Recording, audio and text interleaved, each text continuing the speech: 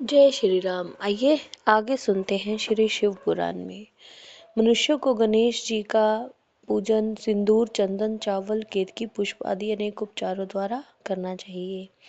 यूं जो लोग नाना प्रकार के उपचारों से भक्ति पूर्वक तेरी पूजा करेंगे, उनके विघ्नों का सदा के लिए नाश हो जाएगा और उनकी कार्य सिद्धि होती रहेगी। शिवजी ने कहा, सभी वर्ण के लोगों को, विशेषकर स्त्रियों को यह पूजा अवश्य करनी चाहिए तथा अभ्युदय की कामना करने वाले राजाओं के लिए यह व्रत अवश्य कर्तव्य है। व्रती मनुष्य जिस जिस वस्तु की कामना करता है, उसे निश्चय वह वस्तु प्राप्त हो जाती है। अतः जिसे किसी वस्तु की अभिलाषा हो, उसे अवश्य तुम्हारी सेवा करनी चाहिए। ब्रह्मा जी ने कहा, मुने, जब शिवजी ने महात्मा गणेश को इस प्रकार वर प्रदान किया, तब संपूर्ण देवताओं, श्रेष्ठ ऋषियों और शिव के प्यारे समस्त गणों ने तथास्तु कहकर उसका समर्थन किया और अत्यंत विधि पूर्वक गणाधीश का पूजन किया। तत्पश्चात शिव गणों ने आदर पूर्वक नाना प्रकार की पूजन सामग्री से गणेश्वर की विशेष रूप से अर्चना की और उनके चरणों में प्रणाम किया। मुनीश्वर, उस समय गिरजा देवी को जो आनंद प्राप्त हुआ, उसका वर्णन मेरे चारों मुखों से भी नहीं हो सकता। तब फिर मैं उसे कैसे बताऊं।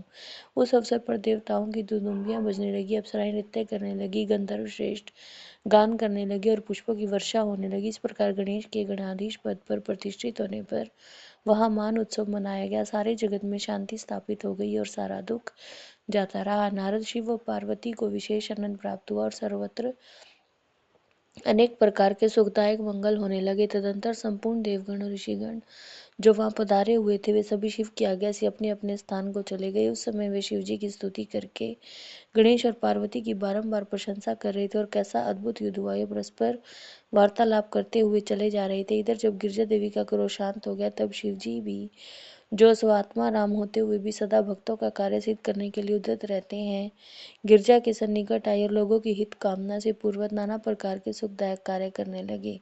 तब मैं, ब्रह्मा और विष्णु दोनों भक्ति पूर्वक शिव शिवा की सेवा करके शिव की आज्ञा लेकर अपने अपने धाम को लौट आए। जो मनुष्य जितेंद्रिय होकर इस परम मांगलिक आख्यान को श्रवण करता है, वह संपूर्ण मंगलों का भागी होकर मंगल भवन हो जाता है। इसके श्रवण से पुत्रहीन को पुत्र की, निर्धन को धन की, भार्यार्थी को भार्या की और प्रजार्थी को प्रजा की, रोगी को आरोग्य की और अभागे को सौभाग्य की प्राप्ति होती है।